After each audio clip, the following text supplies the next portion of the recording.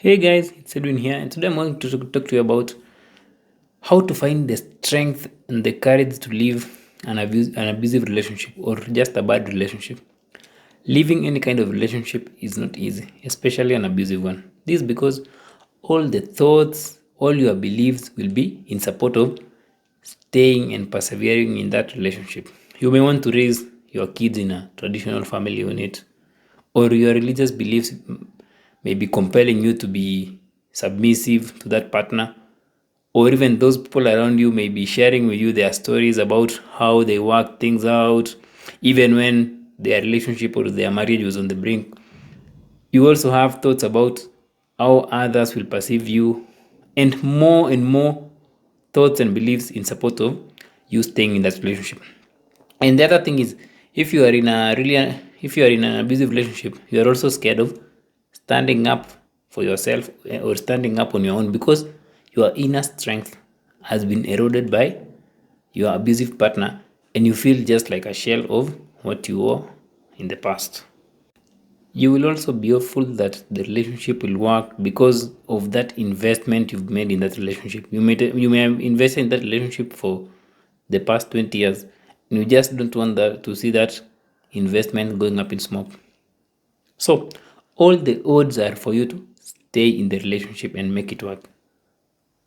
And your partner may not even be showing any whiff of willingness to change their behaviors, and you even feel so trapped, but you still want to make it work. That's why it needs courage and inner strength from you to really step up and beat those odds. The relationship may be harming you, but when you lack the courage and the strength to leave, you will find yourself stuck or trapped. And then you will also find people asking you, like, why can't you leave? It's just because you don't have this courage and strength. So, regardless of what the odds are, you can still find ways to build your courage and find the strength to live. Because at the end of the day, you deserve a better life, regardless of what those false beliefs are feeding you with. And I'm going to share with you some of the steps you can take to really build that strength, or to really find that courage to leave that abusive relationship. The first thing that will help you find that courage to leave that abusive relationship is just to educate yourself. Like, study about toxic relationships, study about narcissism. Like, this is now the best time to really binge on those books. Study about emotional abuse, and even read stories about other survivors of abuse. And the thing is, you may not even be aware that you are going through abuse, or you are going through things like emotional abuse without you reading about it. You may just be feeling that the relationship is making you sicker and sicker, but you are reading on healthy relationships. So this is where, like, you also have to read more on toxic relationships so that you can really understand how far a toxic relationship can go. We first have to understand that your mind will want you to read more on how to preserve the relationship. So there is a higher chance that you'll read articles or even books about making the relationship work instead of reading about what a toxic relationship looks like, or how do I live a bad relationship. So the more you read about making it work, the more it will feed you with more hope that the relationship will work. So to gain really this courage to live, we need to destroy the hope that the relationship will work. That's actually the key. So focus on reading more books on toxic relationships, narcissism, and all those kinds of content on abuse.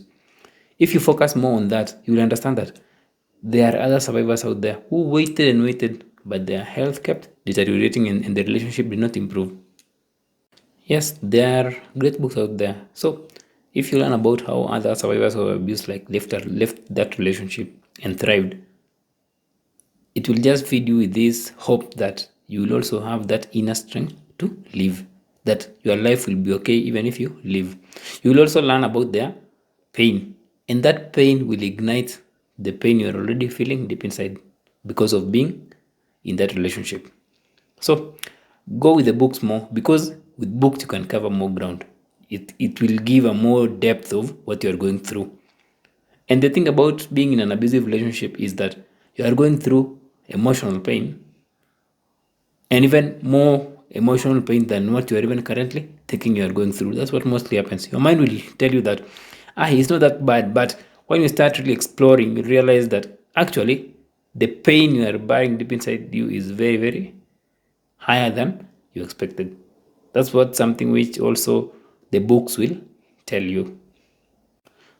When you are in a toxic relationship, you will rationalize or you will water down the pain you are going through because your system is already distorted, and you will just even rationalize some of the abusive ways and bad behaviors from your partner.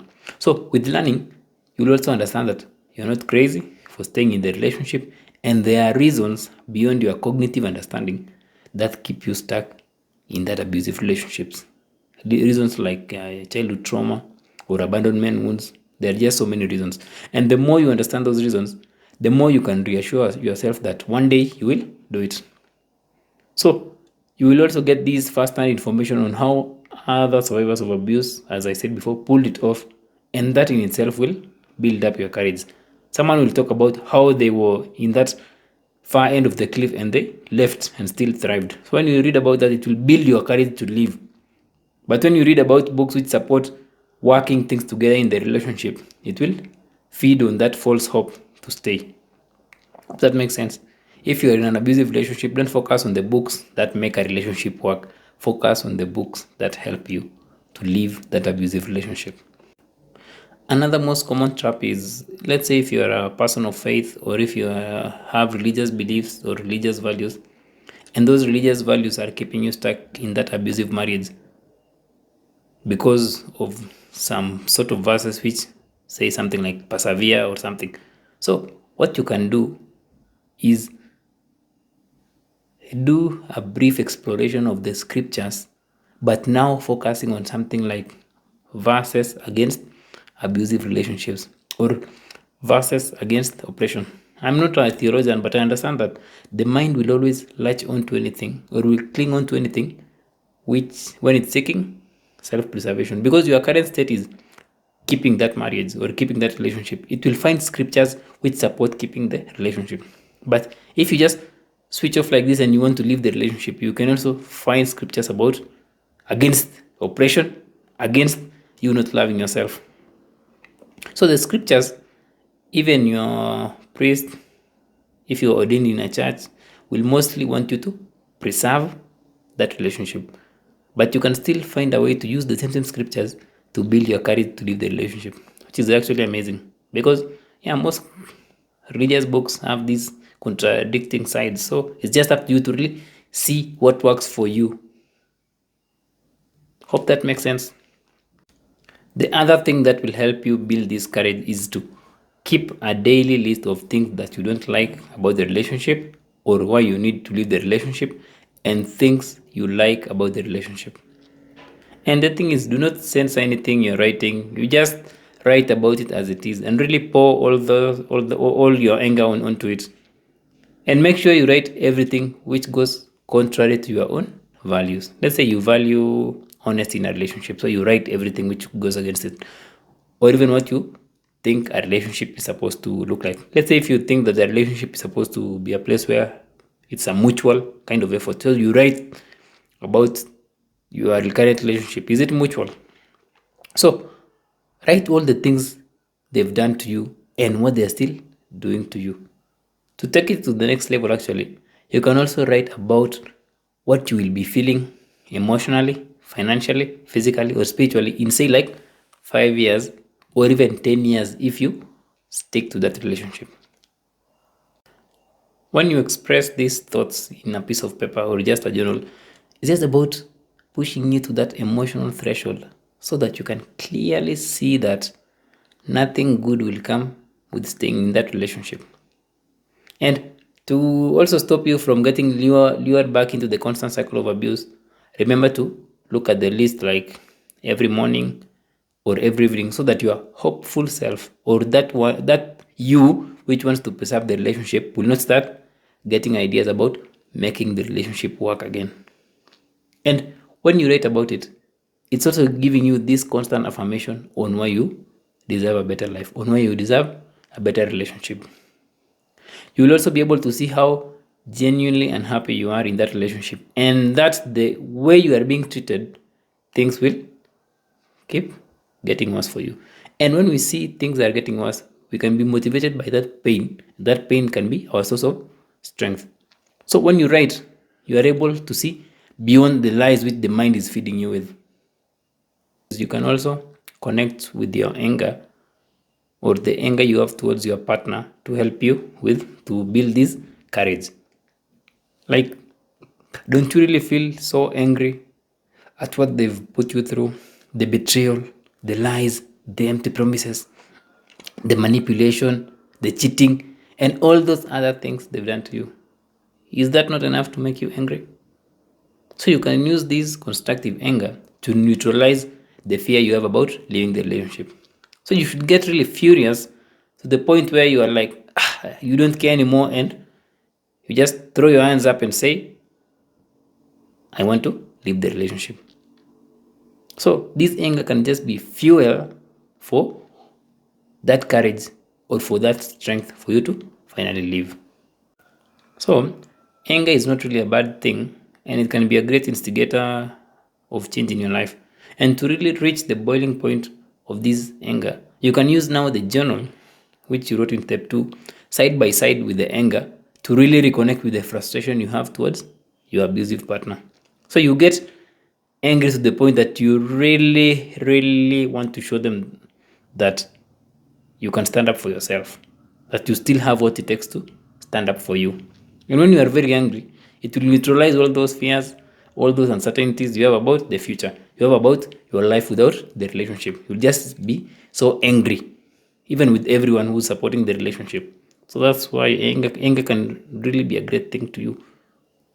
The fourth thing you have to do is ignore all the bad relationship advice. So if you really want to build your courage, you have to ignore advice from people who want you to keep that relationship. We want you to suffer and persevere. We want you to experience that pain. This is because you will get this from your friends, your family, who want you to stick to that relationship. This can be something like, oh, marriage is like that. Oh, we also went through those moments. Oh, at least they're providing for the family, unlike my partner. So when everyone around you is in a bad relationship, it doesn't mean that you also settle for less just like them. And the fact that they persevered doesn't mean that you do the same. So instead of listening to those advices, surround yourself with people who are supportive of you, like you as a person, your general well being, and not the both of you as a relationship. Some friends and family will offer those kind of advices because that's what they are used to, that's their default. They've also been in those kind of unhealthy relationships. But because you want to find this strength, you want to really rise up for you, just keep away from them so that we can break free from these generational curses for good.